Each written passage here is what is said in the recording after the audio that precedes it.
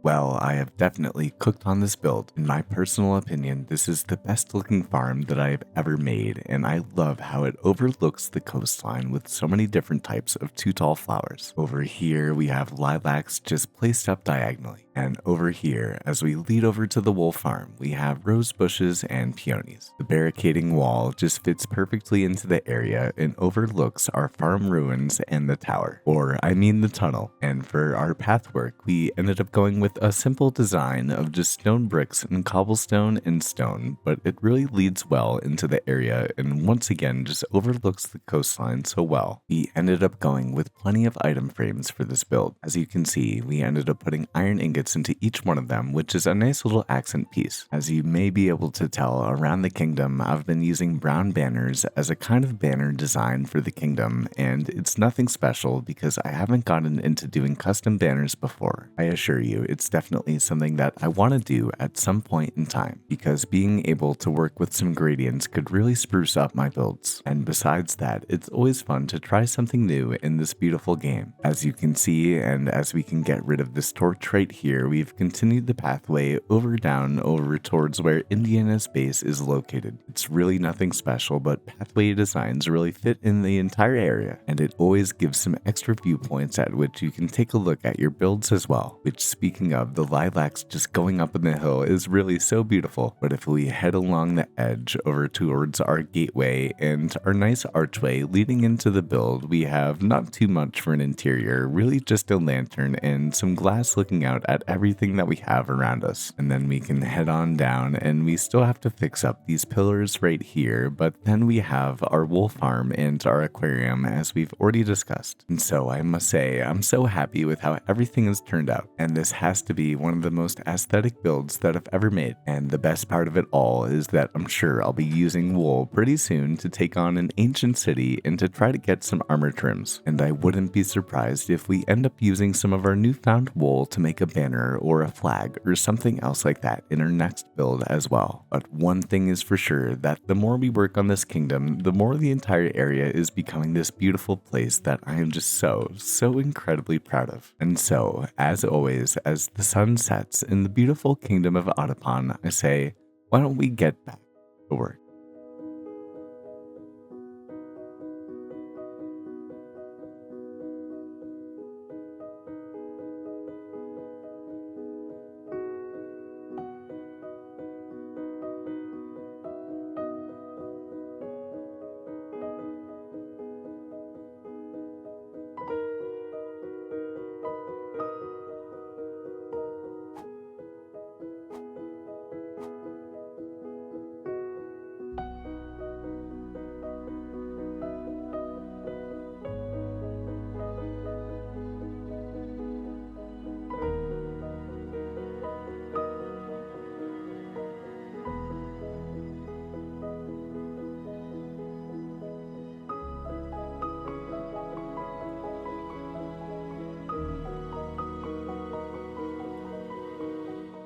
Well, Marnie, we have definitely outdone ourselves this time. You see, here at the Kingdom of Otapon, we have been doing a lot of building and a lot of crafting, both of which are some of my favorite things to do in this beautiful game called Minecraft, but I decided to switch it up a little bit for the beginning of today's episode. As you've seen via the cinematic, we have gone around and explored the deep dark, which was very nerve-wracking, mind you, but if we head into this chest right here, you will see that we have a whole ton of goodies from our excursions. We have diamonds galore along with silk touch hose, including ones with efficiency 5 and mending. We've found ourselves 10 incredible books, as you can see with all of the ones that my mouse is scrolling upon right here, along with 6 enchanted golden apples, a whole ton of music discs, 2 saddles, a skeleton skull, a couple of name tags, and what we were looking for, some ward armor trims. Because we have been wearing this shabby pair of diamond armor without any trims on it for way too long now. So I say we might as well head on to the gold and glory treasury and get our armor enchanted or fixed up for the first time. So we can head into our smithing table and take out our diamond armor, and we're gonna enchant it with the ward armor trim and some gold material as well. We'll also do the same thing with our pair of leggings, and then with 1 and then 2 pieces of Trim's diamond armor, you could say that we were looking like a quite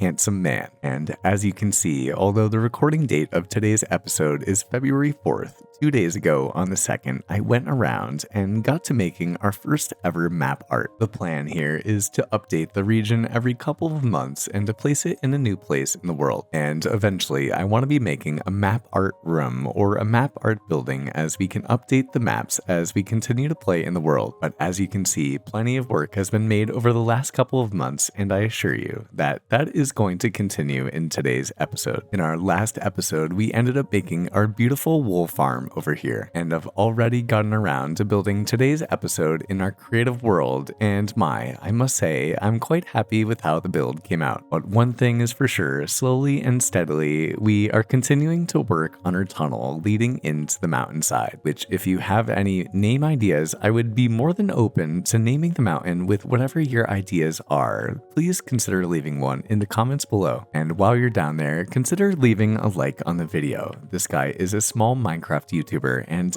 I love making these videos for you all. If you'd like for someone else to take a look at them too, consider leaving a like on it. This place is really starting to come together as we get more and more layers done in the tunnel, but as you can see, we still have many odds and ends that we have to clean up top, but we definitely do have plenty of materials ready in the back burner so that we can get to constructing this tunnel even more. So I say let's fire up a live stream, get our materials in our hands, get some work done on this tunnel, and when we're done with all of it, we'll go and I'll check in with you then.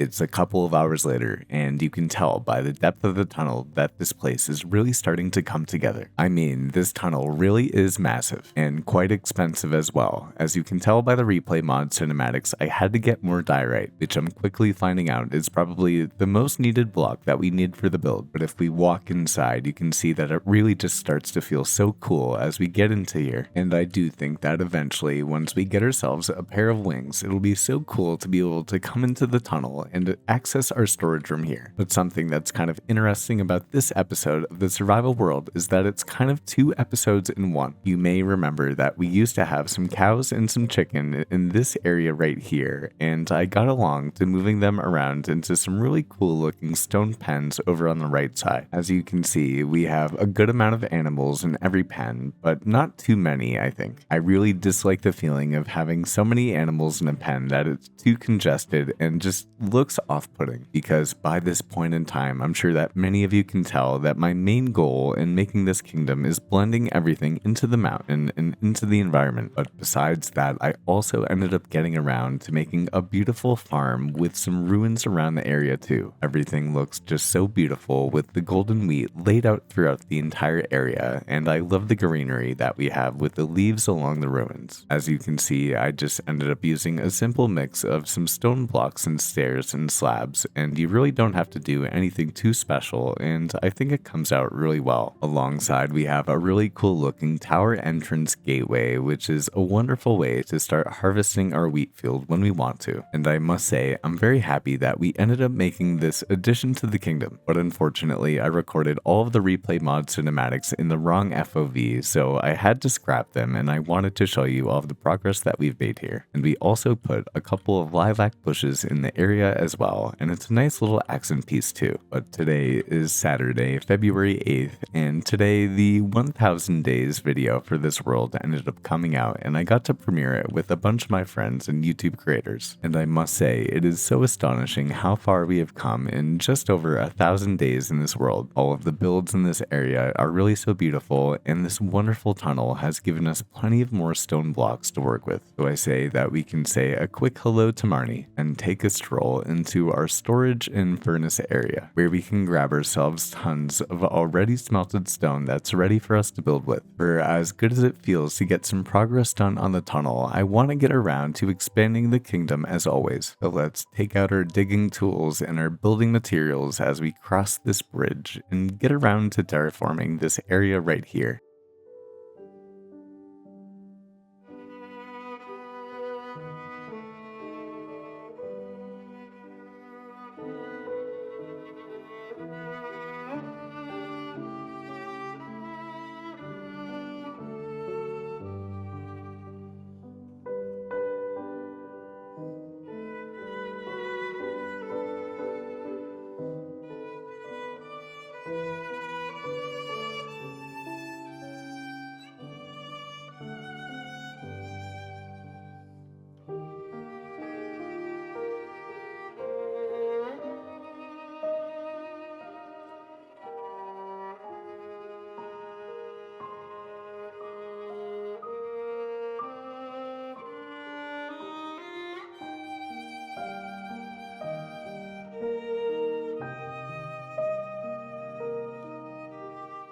Well, not too shabby of progress on infrastructure for our city build over here. It definitely is taking a whole ton of dirt, a lot more than I expected it to. And I'm sure that eventually we'll end up barricading in all of the dirt pillars that we have right here with some sort of barrier wall. But I'm definitely happy that slowly and surely we're getting progressed here over time. Although now that I've built this monorail, I also know that I could do so much better. So eventually this guy will have to go.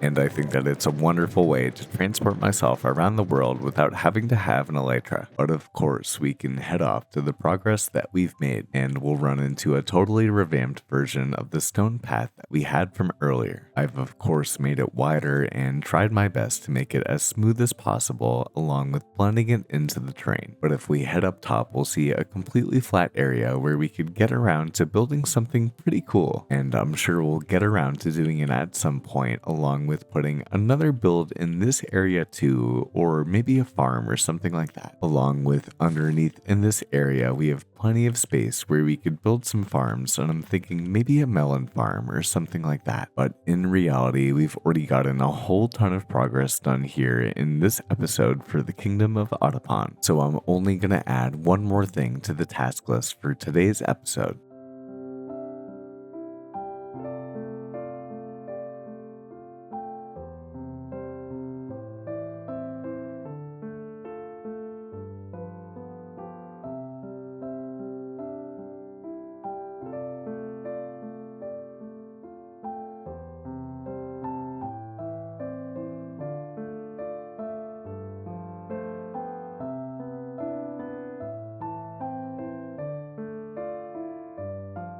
Well, it's not the most impactful change in the world, but it definitely is a good change to this area. As you can see, we now have a whole ton more color to the area, where I've gotten around to adding a couple of flower fields with 2 tall flowers, and then some sweet berries and some dandelions just for a little bit of extra life to the area. On these diagonal rows right here, we have some wheat, which is steadily growing. And then as we take a left over here, over to the entrance to where our monorail is, we have a stone wall, which is helping to border in the area too. I'm still not too sure if this little area behind me is going to be the final iteration for this area of Otapon, but I'm definitely a Minecraft player that likes having the area filled in, and I can go and change it over time if I see fit. But one thing is definitely sure here in the kingdom, and it is that after so much work, this area is really starting to brighten itself to life. Which, speaking of brightening my life, right here I'm going to post a whole ton of fan art that my students have made for me. They really are such incredible artists, and I love getting fan art from you all. If you would like to make some fan art, please do consider leaving one in our Discord, which is linked in the description below. And it is also true that the more that I continue to work in our forever world, the more ideas that I have about how we can improve the area. Meaning that if you've liked the video, and if you like me, consider subscribing and consider leaving a like on the video. As always, I say, why don't we get back to work?